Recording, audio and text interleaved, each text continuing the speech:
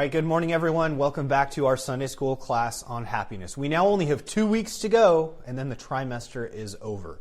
So just to recap some of the things that we've already covered for this class, we began with a 5-week unit on a philosophical view of happiness, looking at the little book, The Consolation of Philosophy by Boethius, which was one of the most widely read books in the Middle Ages. It was a bestseller for like 1,000 years in Europe before it fell out of popularity. But tremendously helpful book, and that was the kind of the foundation for this class. And then we built upon that, looking at a scholastic view of happiness by examining the writings of Thomas Aquinas. And then more recently, we shifted to a modern view of happiness, looking at a Christian approach. And today we'll begin our study of a secular view of happiness using the book, The Happiness Hypothesis by Jonathan Haidt. Yes, Peter? So why do you think after 1,000 years, Boethius' treatise went kind of out? Good question. Yeah. So is it because of modernism? Exactly. So yeah, Boethius was just a standard textbook for pretty much any classical education in Europe for like 1,000 years. But with the rise of the Enlightenment and secularism, just the canon of Western education shifted, and so with the rise of modernity, some of those insights from the classical period were just neglected or minimized or disregarded. So that's why there has been a bit more of a renaissance of Boethius studies in recent years, especially within like the classical Christian education movement and among Christian ministries, because there's a lot of wisdom in Boethius that is worth exploring. And we'll talk about some of that today because Jonathan Haidt actually alludes to the story of Boethius in one of his chapters, as we'll see. Now, as I recall, many of you have read some works by Jonathan Haidt before, correct? So maybe like his most recent book is The Anxious Generation, which is on my shelf, and I'm planning to read it soon. I know bits and pieces of it. Drew covered a whole Sunday school class on it a year or two ago.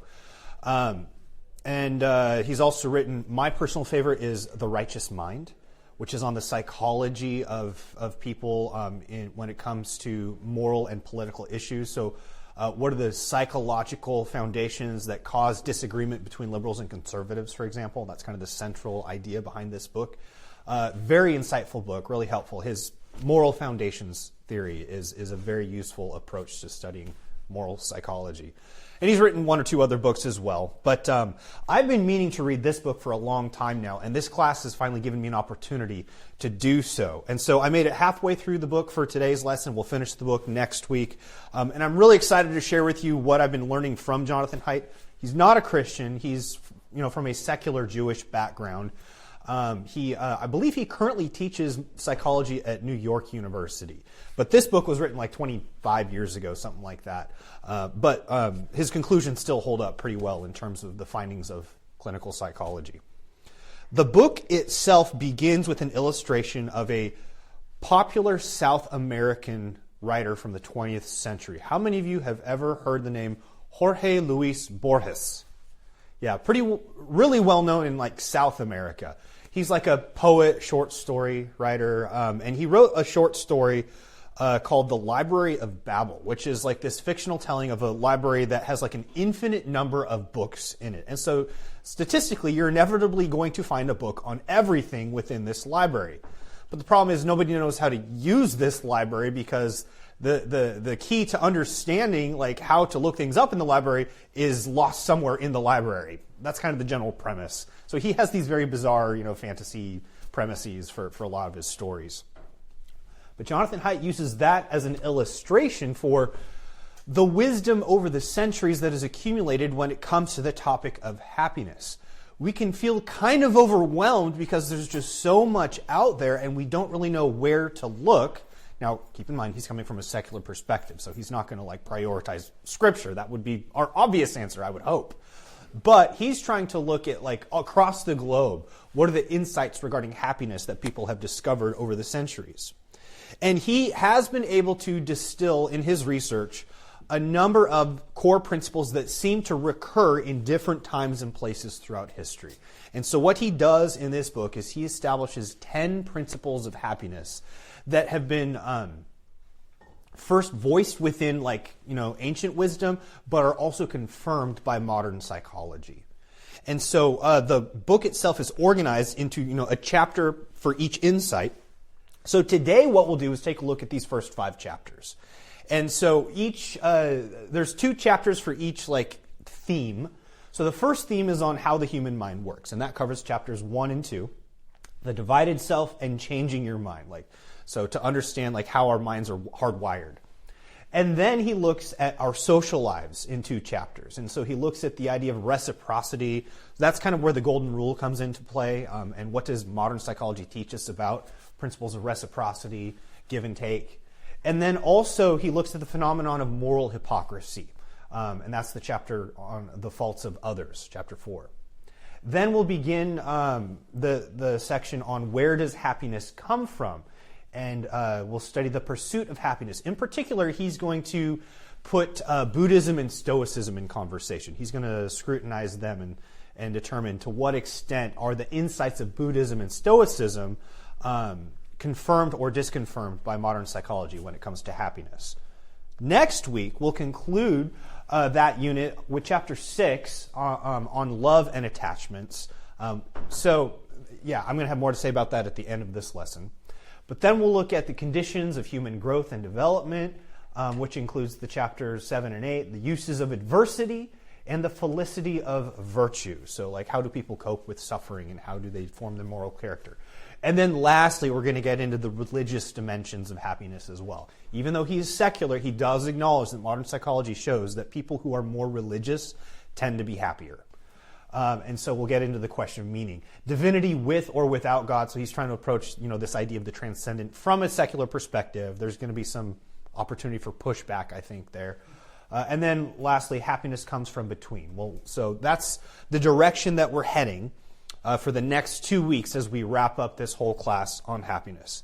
But we'll begin with chapter 1 with his discussion on the divided self. How many of you guys have ever read anything by Plato before? Little bit, maybe? Okay. So in some of the writings of Plato, I think this particular metaphor comes from the book Phaedrus, but it might be in more places than that as well. You might have heard the illustration that the human mind is like a charioteer who is holding 2 horses, and one of those horses represents the higher virtues like honor, and the other one, the more unruly horse, represents the appetites like anger and vengeance and passion and desire. And so the charioteer is essentially our mind that is torn between these 2 conflicting horses that represent the desires and impulses within our mind. And so the task of the human being is to keep both horses in check so that the unruly horse doesn't overwhelm the superior horse. And of course, I think this illustration, we've seen it developed, in different ways in pop psychology today. Have you guys ever heard the meme, inside you there are 2 wolves, right? And one represents compassion and mercy and forgiveness, and the other one represents vengeance and rage. And which wolf is the stronger one? It's the one that you feed, right? Have you ever heard that? I think it's commonly spun as an old Cherokee tale or something. It's not. It's just part of one of those urban legends, I think, that you hear referred to in movies and TV shows and so forth. But there is a biblical principle behind this, isn't there? Think of what Paul says about the divided self in Romans 7, right? The things that I don't want to do, I keep on doing, and what I do, I fail to do. And so there's this conflict within ourselves between the flesh and the spirit in biblical terms. Well, this idea of a divided self is confirmed in a number of ways by modern psychology. And Haidt highlights 4 different ways that we find these divisions within the human mind. Perhaps the most fundamental would be the division between mind and body. Sometimes we have the experience that our bodies seem to have a mind of their own, right? And in a variety of different ways, we experience how this works. In fact, we have found that there are a lot of neurotransmitters within our intestinal system, within our bowels. So think of the phenomenon of IBS or something like that, where you just cannot control what's going on within your intestines. You can try to mentally force yourself to not have the physical sensation of anxiety, But you find that your body is resisting that. It's sort of operating on autopilot. It's like it has a mind of its own. And so we see there is this fundamental division between mind and body when it comes to even how our own body acts. We don't have complete control over our own bodies. The next example that modern psychologists have identified in the division within the human mind is something you've probably heard of: left brain versus right brain. So, and this concept is sort of like oversimplified, I think, in pop psychology. But when we talk about left-brained people versus right-brained people, what difference comes to mind for you? Like, if I was, would you consider me a left-brained person or a right-brained person? Left. I'm definitely, a left-brained person, right? So what does that mean? More intellectual. More intellectual, more analytical, logical. And then what does it mean to be a right-brained person? Emotional. Yeah, emotional, creative, artistic, imaginative. That's not exactly right, though. Like, modern psychology has identified some differences between the left brain and the right brain, the hemispheres of the brain. In particular, studies have been done on people with epilepsy, because what happens is those who have epileptic seizures often have neurons that are going out of control, sending signals back and forth between the two hemispheres of the brain. So one of the earlier forms of treatment, I don't know if they still do this or not, but you know how they used to treat epilepsy in the mid-20th century?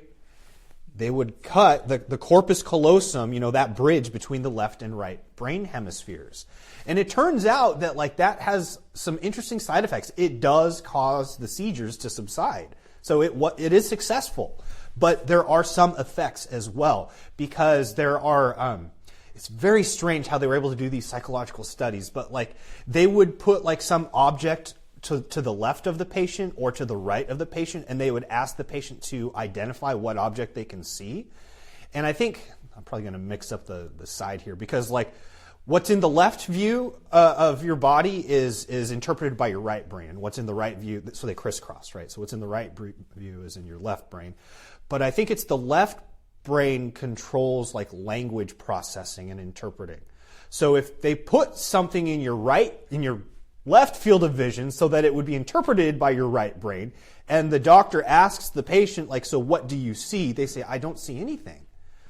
But if they asked the patient to hold up an object associated with what they can see, if they hold it up with their left hand, which is controlled by the right brain, they can hold up the appropriate object. So there is some recognition that they do see it, but they don't know how to verbalize it. The verbal part of their brain can't express what they're seeing. And there's all sorts of interesting studies on what does the left brain control, what does the right brain control. Interestingly, and this is going to be significant later on, the left brain controls the so-called interpreter module. That is the part of your brain that comes up with explanations and reasons after the fact, right? You make some decision or you make some kind of snap judgment. The left brain is in charge of coming up with some rationale for why that would make sense. But this is called confabulation, according to modern psychologists. Confabulation is when you make up an explanation. So it's not technically true, but it's an honest lie, because you're trying to find some plausible explanation that could make sense. So yes, interestingly, there is a part of your brain that is tasked with honest lying, coming up with explanations, and we use this all the time. And you'll see why. The next one, new versus old. Okay, this is one of those areas where Haidt, his secularism comes through, because he gives evolutionary explanations for the human mind frequently. And so he's going to contrast the old brain, earlier mammals that evolved, tens of millions of years ago, versus the newer brain of human beings that evolved, allegedly within the past 100,000 or a couple million years. So he's going to argue that our oldest brain would be the hindbrain, the midbrain, and the forebrain, which is our brainstem. And that would be the part of the brain that controls the automatic systems that just keep you alive, your vital systems, like breathing, respiration, circulation, and so forth. Then comes the limbic system, which would include the hypothalamus, the hippocampus, and the amygdala. That's the part of your brain that regulates basic emotions and memory. But then we have, and this is allegedly, according to evolutionists, the most recent part of the human brain is the neocortex, neo being new, which is involved with our thinking and planning and decision making. Also, that includes your frontal cortex, which would control it controls inhibitions. So there are interesting studies of people whose frontal cortex has been damaged, and they lose their moral compass, essentially. They engage in immoral behavior because they have no impulse control anymore. They basically become like sociopathic. But through treatments for people, they can have their moral compass restored as well, interestingly, either through surgery or medication. That can happen as well. But you might think then that, okay, so the higher brain is the rational part of us, and then like the low brain, the old brain, is like the emotional part of us. That's not exactly true, because there's a lot of emotional life that is regulated within the neocortex as well, the orbitofrontal cortex, which is why we experience intense attractions and repulsions. In fact, that part of the neocortex, I know I'm getting really technical here, but this is, he's like a professional moral psychologist, so hopefully you'll remember some of it. But at any rate, the orbitofrontal cortex would be like that part of us that responds strongly to desire and repulsion as well.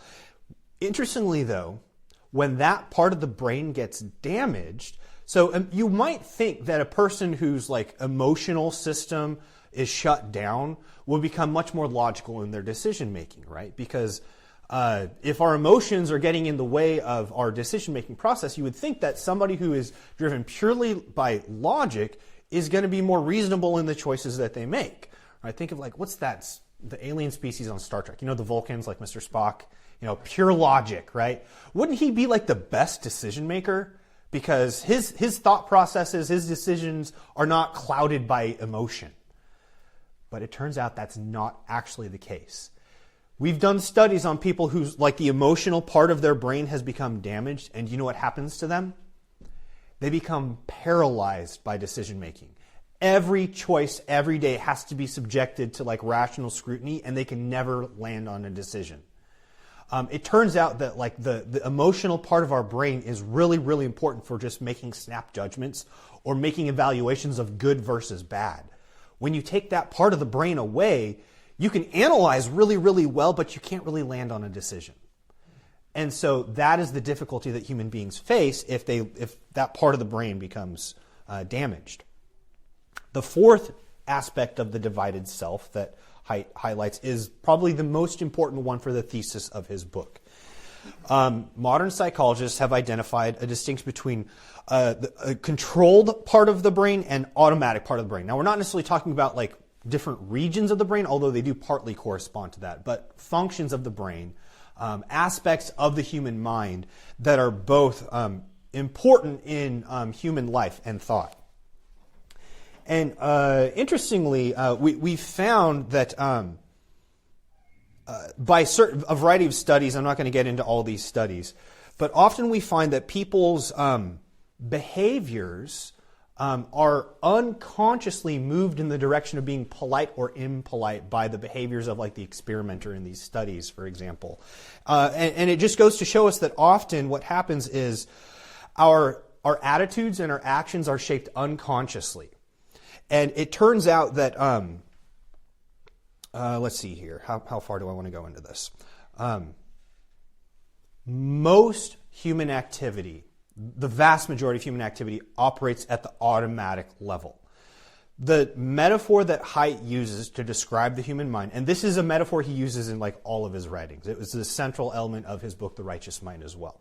He says the human mind is best understood as being like a rider on an elephant. Think of the rider as that controlled mental processing part, and then the elephant is the automatic system. So the rider is in charge of your strategic reasoning, the logical analysis. The elephant would be your intuitions, your gut reactions, and your emotions. And it turns out that the human mind is like 95% elephant. And also, the rider is not actually the one in control. When the rider tries to make decisions that go against the will of the elephant, it almost never happens. Almost never happens. It is really, really difficult to go against the will of the elephant. Those people who have the best emotional self-control are those who know how to coax the elephant in the right direction so that the elephant wants to change direction. But if you try to make somebody do something that goes against the will of the elephant, you're almost always going to fail. That is one of the central findings of Jonathan Haidt. Would that be a definition of emotional intelligence? Mm-hmm. Yes, it is. In fact, that's going to come up too. Yeah, no, you're good. Emotional intelligence is about people who know how to persuade their own elephant to change direction, essentially. There are tools you can use to do that as well. But he does give an evolutionary explanation for why the elephant is the one that calls the shots. His argument is that the elephant is simply much, much older, evolutionarily speaking. So he claims the elephant part of the mind has existed for like 600 million years, but the rider, that's the highest aspect of human reasoning, is much, much more recent in the so-called timeline of evolution, like maybe 40,000 years when we see allegedly the rise of modern human culture. That means, though, that the elephant has had a lot more time to adapt. And so that's why the elephant does its job really, really well, and why it would be really, really hard for example, like a robot to mimic the activity of the elephant. Think of how effortlessly an animal can just walk through the woods, right, and navigate all the obstacles and so forth. But what if you were to try to program a robot to do the same thing, to just walk through the woods? I was just watching a video like yesterday or the day before on social media of like a robot in a race in Japan that they tried to put on the starting line of and it tripped on the starting line and shattered on the ground. And it was really awkward and embarrassing for all the designers. But that just goes to show when it comes to those just automatic coordinated activities like walking, humans and animals are really, really good at it. Like a 6-year-old can navigate with better balance than a robot. But when it comes to playing chess, what's going to win more often than not? The expert human or the AI system? The AI system does. Yeah, especially with the most recent developments in like AI technology. So our computing systems are really, really good at mimicking the rider. They're not very good at mimicking the elephant. And here's how Haidt concludes this part on the rider and the elephant. The automatic system triggers quick and reliable action, and it includes parts of the brain that make us feel pleasure and pain, and that trigger survival-related motivations. The automatic system has its finger on the dopamine release button. The controlled system, in contrast, is better seen as an advisor. It's a rider placed on the elephant's back to help the elephant make better choices. The rider can see farther into the future, and the rider can learn valuable information by talking to other riders or by reading maps. But the rider cannot order the elephant around against its will. That's like a critical lesson that we learn from this book. And he gives some examples of how we see where the elephant is sometimes calling the shots when we don't want it to. So he gives 3 examples of quirks from daily life. This experiment, if you've ever taken an intro to psychology class, have you ever taken a college class on intro to psychology or something? How many of you have ever heard of the marshmallow experiment? The marshmallow experiment with 6-year-olds or whatever, right? So you have the 6-year-old in the room, and then the doctor comes in and says, okay, so I'm going to leave this marshmallow here, but if you can wait a few minutes until I come back, you can have 2 marshmallows. But if you want to eat the marshmallow now while I leave, that's fine, but you only get that one. And the experiment is intended to indicate impulse control, delayed gratification. And this was a longitudinal study, which means that many years later, they had the parents fill out a survey to say, how is your kid doing in life? Generally speaking, the kids that were able to wait and hold out until the doctor came back and got 2 marshmallows were much more successful, academically, relationally, later in life, as opposed to the kids who wanted the 1 marshmallow right now. That was an indication of delayed gratification, and those kids were not as successful later in life. That just goes to show that this is where emotional intelligence comes in. Those kids that were able to delay gratification knew how to coax their elephant more successfully. But those that wanted the 1 marshmallow right away, their elephant was calling the shots, and they did not know how to control that elephant. That's one example. The next example would be mental intrusions. Have you guys ever had the experience of intrusive thoughts? Where you keep thinking about something you don't want to keep thinking about? I'll tell you the most common way that happens for me is when I know I have to get up early in the morning. And so that night I say to myself, go to sleep. Go to sleep, go to sleep, go to sleep. Do you think I go to sleep? No. It's when you try the hardest to go to sleep that you can't do it. And there's a reason why. Because you need the writer to monitor your progress. So like, am I falling asleep? Your writer is constantly asking that question and evaluating. But in order to do that, you need conscious alertness. And so it becomes self-defeating. In the same way, if I was to tell you, don't think about a pink elephant. Whatever you do, don't think about a pink elephant. Well, how can you know whether or not you're not thinking about it? You need to actually assess your mental state using your writer, but you need to think about the pink elephant to know if you're thinking about it or not, right? So it becomes self-defeating. These would be examples of mental intrusions. An example of how we can see where the elephant has more control than we like to admit. Lastly, this one's also really important. This is something that I teach my students in my rhetoric classes as well. Our moral judgments are very much like our aesthetic judgments. The things that we find beautiful or repulsive, we make these judgments instantly and automatically.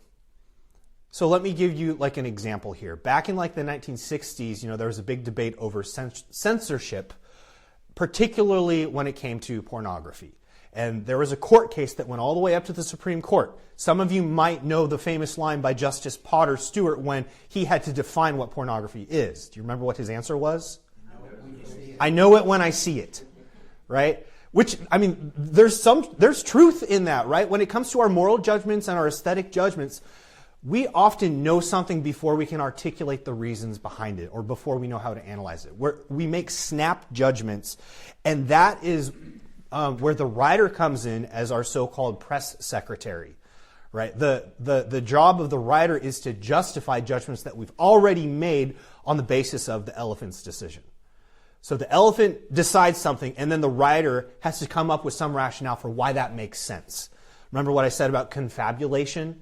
That's what that is. It's coming up with a plausible explanation after the fact. Doesn't mean you're consciously lying. You are trying to come up with a reason that makes sense, but you've already decided. And now you have to justify that in the best way possible. The conclusion we draw from this is that we overestimate our reasonableness and we ignore the majority of our thinking that happens at the automatic and visceral level. When you understand that, that's going to help you go a long way in figuring out like why do some people experience happiness and others do not.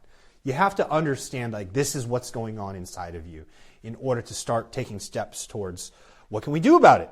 Particularly, how can we change our mind? If we don't experience happiness, what are the things that we can do to attain happiness? This is the chapter where Haidt uses the example of Boethius. And so you may recall the premise to Boethius is he is a Roman senator who has been falsely accused of treason, and he's been stripped of his titles, his possessions, his friends, his family, and he's been sent off into exile, and he's awaiting his execution. He falls into a deep depression, but he writes this little book, The Consolation of Philosophy, to remind himself of the truths about happiness. And so it's written as a dialogue between himself and Lady Philosophy, the personification of his philosophical education. And her job is basically to remind him that all these other paths to happiness that you've been seeking, whether it's in wealth or popularity or honor or power, none of those can bring you true happiness. And she kind of like critiques each of those one by one to show why these cannot be the lasting source of happiness. Now, Jonathan Haidt's argument is there is value in that exercise. I mean, it had value for Boethius, certainly. But if you want to see like what actually produces long-term happiness, you're going to need to do more than just a conversation with Lady Philosophy. Usually, those transformations in outlook that lead towards lasting happiness don't come with like an epiphany. Sometimes that can happen. Like if I have time, maybe I can share I can look at specific moments in my life where like the light switch turned on, like when I reconciled with my dad after his years of alcoholism, for example. So I'll get into that some other time. But there can be major turning points on our path to happiness, but often that is not how happiness is achieved. So in order to understand how do people's outlooks change, how can we go from unhappy to happy, you have to understand some of these aspects of the human mind that tilt us in one direction or another. On the one hand, Haidt talks about this phenomenon in the human mind, a very technical term called the like-o-meter. We make snap judgments all the time about everything in a binary category of, do I like this thing or not? Is it good or is it bad? Is it likable or not? There is this phenomenon that researchers use called affective priming, where what they will do is they will show like flashcards of like words to a subject. But sometimes what they can do is they will show like one of those flashcards for like 1/100th of a second. Not long enough for you to consciously recognize the word on the card, but enough for your subconscious to see it. And that actually affects your emotional state for the next card that you see.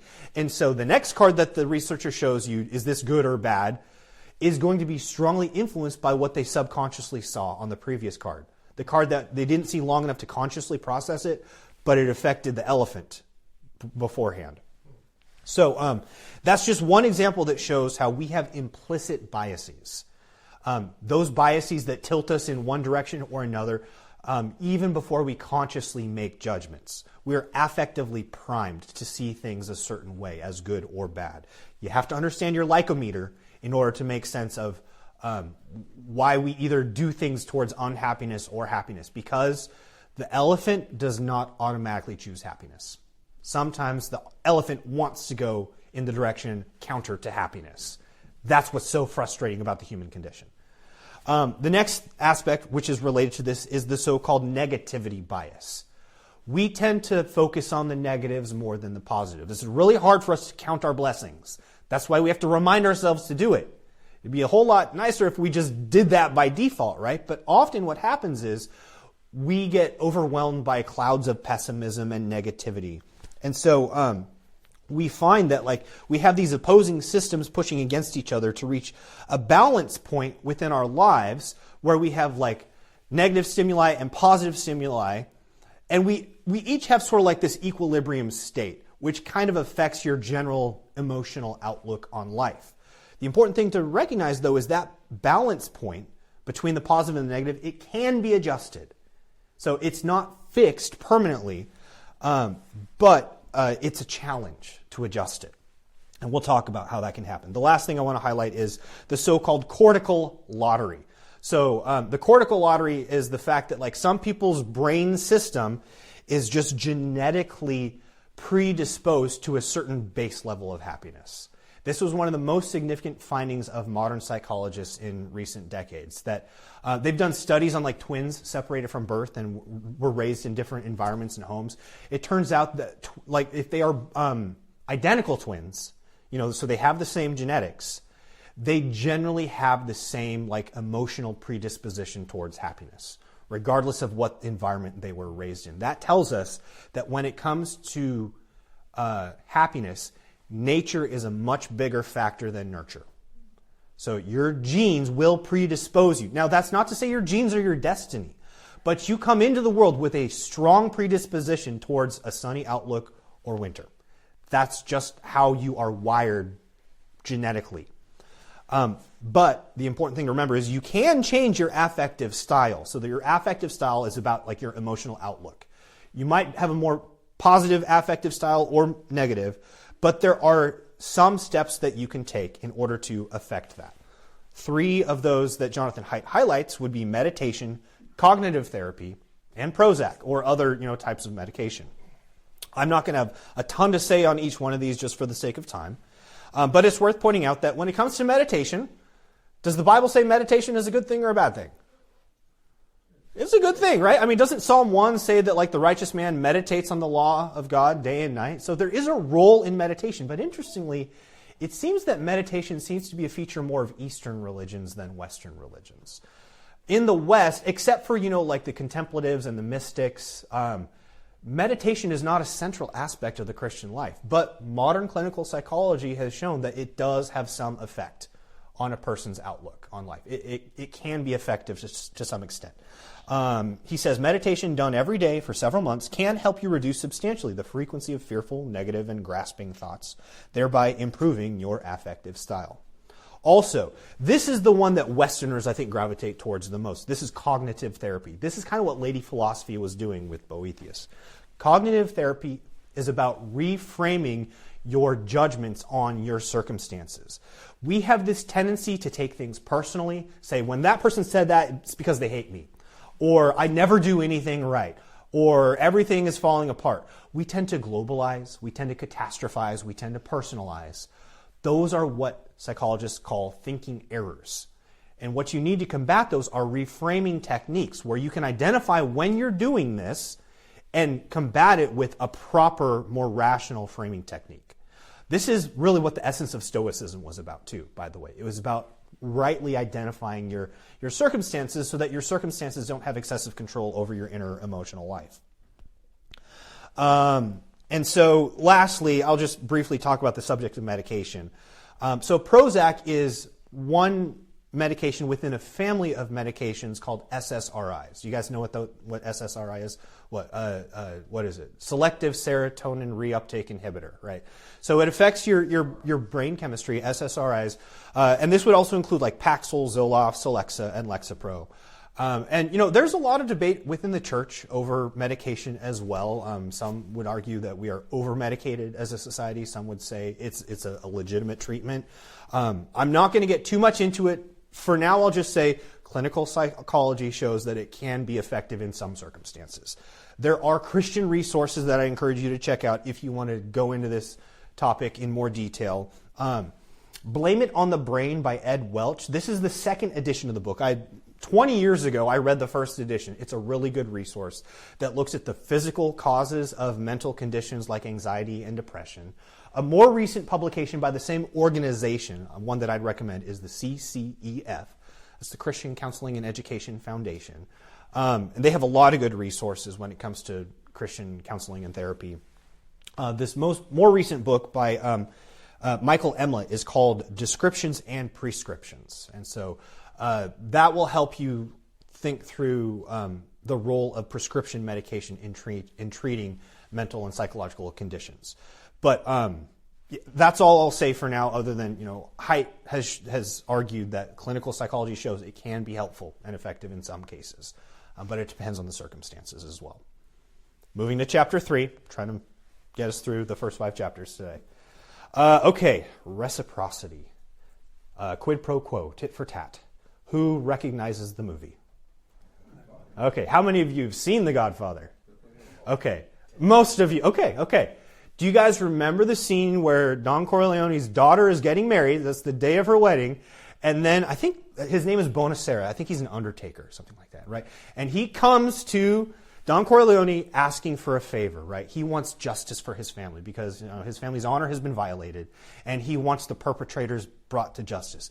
But there is no pre-existing relationship that Bonacera has with Don Corleone. And so Don Corleone is like, kind of taking it as an insult, right? Like, you come to me now on the day of my daughter's wedding, and you ask this of me? You didn't come in friendship before? If we had been friends, your enemies would have been my enemies, and I would have gladly done this thing for you for the sake of our friendship. But now you're trying to bribe me into this? Like, he's saying, I'll even give you money. And he's like, no, and you're just adding insult to injury now. And then what's the conclusion? How does the scene conclude? He says, Don Corleone says, okay, I will do this thing for you, and it will establish our friendship between us. Someday, and this day may never come, I will call upon you to do a favor for me, right?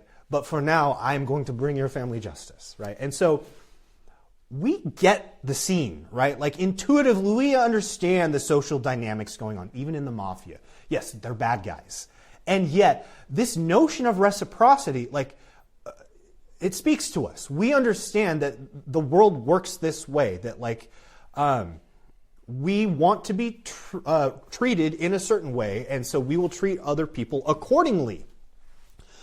Now, this is where Jonathan Haidt looks at the psychological concept of ultrasociality. Ultrasociality is where certain populations of different species will go out of their way to act altruistically towards people who are in need, or they will act vengefully towards those who have cheated them, even beyond their immediate social bonds, like even beyond their immediate family. So again, this is where his evolutionary framework comes in. But he says that like the phenomenon of ultrasociality has evolved in at least 4 different species or kinds of species around the world.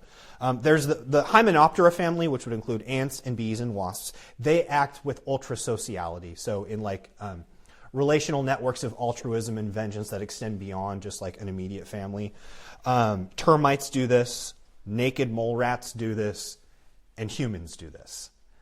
So interestingly, he argues that there is this, so from his evolutionary framework, he's arguing there is this pre-existing cooperation-enhancing property that inclines species to act with altruism, but it's usually based on kin interest.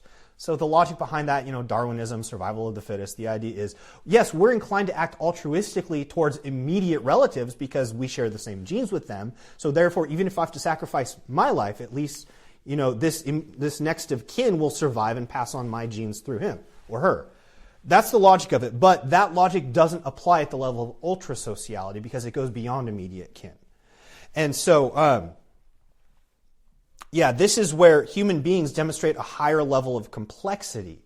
And this, he argues, corresponds to the fact that humans have like a capacity for language and memory that allows us to keep record of how people have treated us in the past, even outside of our immediate kinship groups. And so I'm going to try to summarize this. There's a lot that he talked about here. Let's see. Yes, we try to hold cheaters accountable. Okay, this was interesting.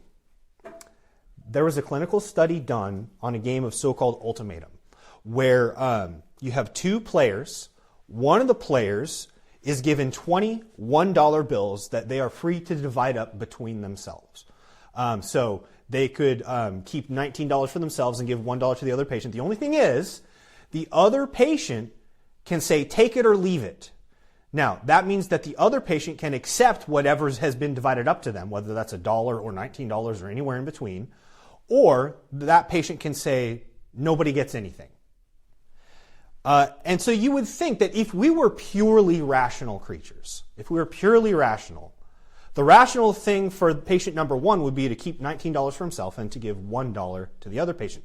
And the most rational thing for the other patient to do would be to keep the $1 because $1 is still better than nothing for himself, right? But do you think patient number 2 is willing to settle for $1? No, because we have a desire for vengeance. And we want that greedy patient number 1 to be punished for being so selfish. You kept the 19 for yourself. I'm willing to take the hit if it punishes you too. We've found in these clinical studies that we will tolerate a little bit of unfairness. So suppose that like patient number 1 keeps $13 and patient number 2 gets $7. Okay, you're flirting with the line there. But lower than that, almost always, patient number 2 will say, no, nobody gets anything now. We are willing to pay the cost of vengeance at one point. And so this is showing us how we are kind of hardwired with a sense of gratitude and vengeance for larger social groupings. And that is also strongly connected to our capacity for language as well. Haidt puts forward a theory which he admits is very speculative, but he thinks that our language faculty evolved primarily for the sake of gossip. So that we can communicate judgments about other people, especially when they're cheating the system, so that we can have an effect on others' reputation, but also maintain our own reputation in the process. This will lead directly into the next argument of the chapter when it comes to our maintaining of our reputation. We are really, really good at seeing the faults of other people. We're not so great at seeing our own faults, which is why Jesus has these words to tell us in Matthew chapter 7, which I'm sure you are familiar with. Why do you see the speck that is in your brother's eye, but do not notice the log that is in your own eye? Or how can you say to your brother, let me take the speck out of your eye, when there is the log in your own eye? You hypocrite, first take the log out of your own eye, and then you will see clearly to take the speck out of your brother's eye. Jesus tells us this because by default, we are all moral hypocrites. And so we are very concerned about keeping up with appearances, and clinical studies have shown that we care more about the appearance of virtue than actually being virtuous. If we think that our reputation is on the line, we will generally act towards maintaining our reputation even at the cost of doing the right thing. And clinical studies have shown that we operate in this way as well.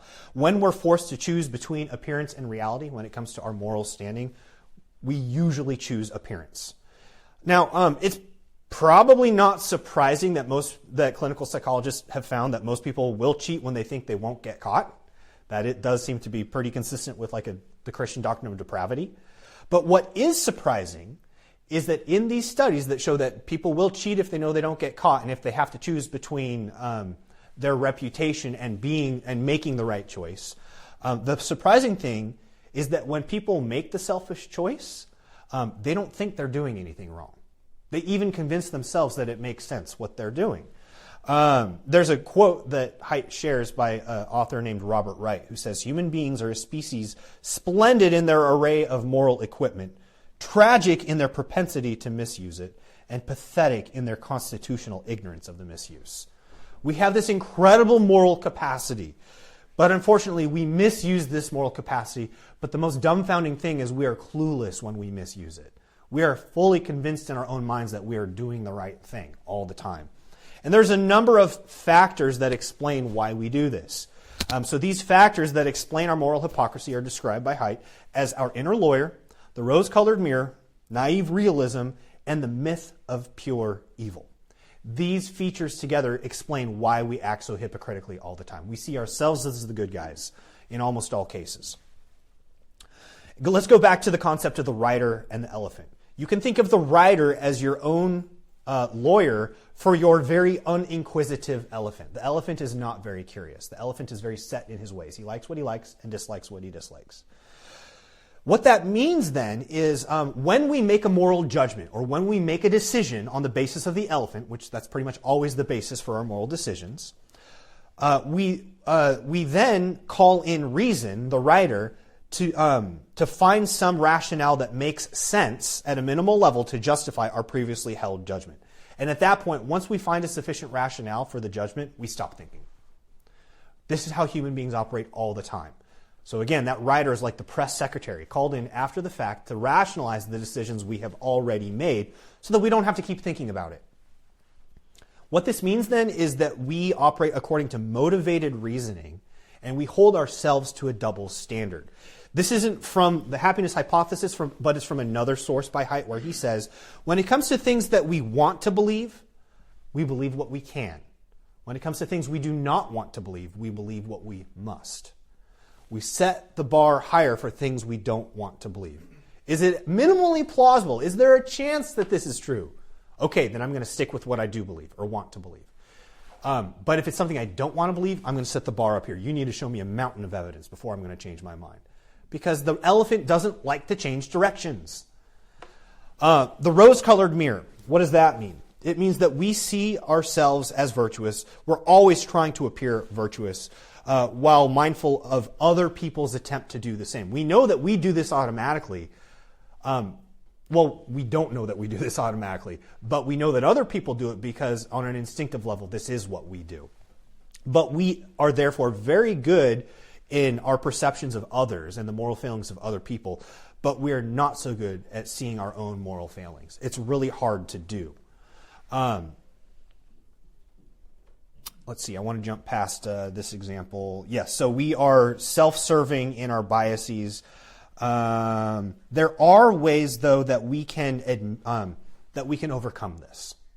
And so usually when people are presented with the reality of the fact of self-serving bias, and then they're given an opportunity to write down, like in a particular instance, is there anything you did in your behavior that was less than exemplary in that scenario? Something that you could have done differently, and if so, what was that thing? People are often willing to own up to it in those scenarios. And here's the interesting thing. This has important consequences for interpersonal dynamics as well. Because say like in a marriage, if you're willing to take that step, this is where the reciprocity impulse comes in, which we talked about in chapter 3. If you're willing to give a little, your spouse is willing to give a little bit too. Like when you have some blow up or a conflict and they say, okay, now that I think about it, this is the thing that I should not have done. Even if you're convinced that your position is mostly correct, if you can give a little bit, the other side is more instinctively inclined to give a little bit too, because we have this instinct for reciprocity within us. Let me just jump ahead for the sake of time. But yes, the myth of pure evil as well. Another danger he highlights is we tend to see people in terms of black and white, like good and evil. You guys might know that famous line by Alexander Solzhenitsyn, where he said that the dividing line between good and evil is not between this group of people and that group of people, but the line it runs through every human heart. That is an insightful truth that we don't normally operate by. We're very resistant to acknowledge any bit of good in our enemies or any evil in ourselves or our own group. And so Jonathan Haidt argues that this is one of the things that can sabotage happiness in our interpersonal relationships. This insistence on seeing things in terms of a black and white binary.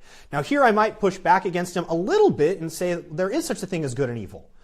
From a Christian worldview, we don't want to fall into pure relativism. But at any rate, it is still worth acknowledging that evil still does exist in our hearts too. There is indwelling sin even in the Christian. Last thing, I wish I had more time to cover this, but I'll do my best to try and get through this. I have another movie scene for you, not from the book, but it was directly relevant to the point he was making. How many of you recognize this movie? Who knows it? The Graduate. That's right. So, if you know the premise, I think this was like Dustin Hoffman's like breakout movie, wasn't it? Yeah. In the movie, he is like a recently graduated college student who begins an affair with an older woman named Mrs. Robinson. But in the course of the movie, he falls in love with Mrs. Robinson's daughter. I know, it's really twisted. But in like the final scene, you guys know what happens in the final scene of the movie? For those of you that seen it, it's like an iconic final scene. She's getting married to somebody else. The daughter is getting married to someone else. He comes to the wedding to bust up the wedding. So he's like banging on the window from the second floor overlooking the sanctuary. I think her name is like Elaine or something like that. He's like, Elaine, Elaine. She looks up and realizes that that's the guy who's in love with her, even though he had been having a relationship with her mom. It's gross, I know. But she decides to run away with him, right? And they get in the car and they are driving away from the wedding. And you think, okay, it's a weird story, but at least they get there happily ever after. But then the camera lingers on them for like 30 more seconds. And you can see like they initially begin with this look of euphoria as they're leaving the wedding ceremony. But that euphoria gradually turns into a sense of realization and regret and anxiety about, okay, what comes next? And they realize maybe this was not the right thing that they did. This is a good illustration of what Jonathan Haidt refers to as the adaptation principle.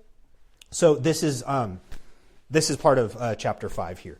The idea that we tend to adapt toward a baseline level of happiness. That whatever achievements that we gain or whatever experiences of joy we have, they tend not to last. We tend to go back to a default baseline level of happiness, which is sometimes called the hedonic treadmill. So there's a certain baseline level that we all gravitate towards naturally.